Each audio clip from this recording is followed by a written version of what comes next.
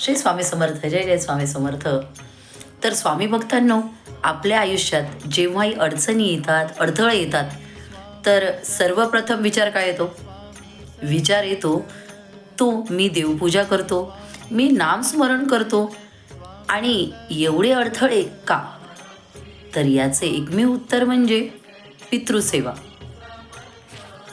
तर देवपूजेसोबत एक अत्यंत महत्त्वाचा भाग पूर्ण झाला पाहिजे आणि तो म्हणजे पितृसेवा.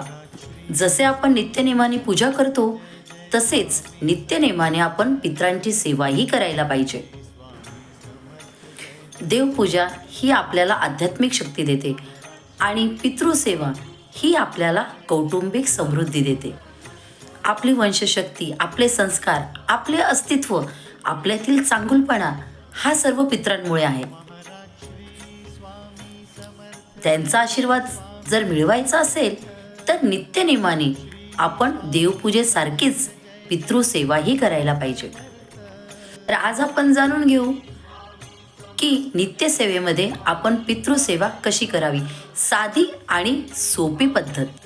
तर पितृसेवेसाठी नित्यसेवेत आपण स्वामी समर्थ नित्यसेवा या पुस्तकातील पितृसूक्ताचे पठण करू शकता.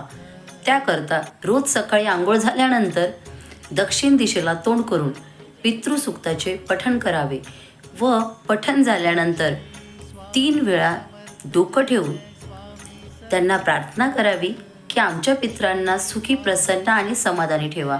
त्यांची माफी मागावी व त्यांचे भरभरून आशीर्वाद आमच्यावर राहू द्या अशी प्रार्थना करावी. सेवा झाल्यानंतर हातपाय तोंड धुवून देवपूजा केली की आपल्यावर देवांचीही कृपा राहते आणि आपल्या पितरांचेही आशीर्वाद आपल्यावर, जेणेकरून आपल्या सगळ्या अडचणी मार्गी लागतील.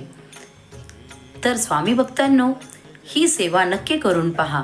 बाकी स्वामी आहेतच. श्री स्वामी समर्थ. जय जय स्वामी समर्थ.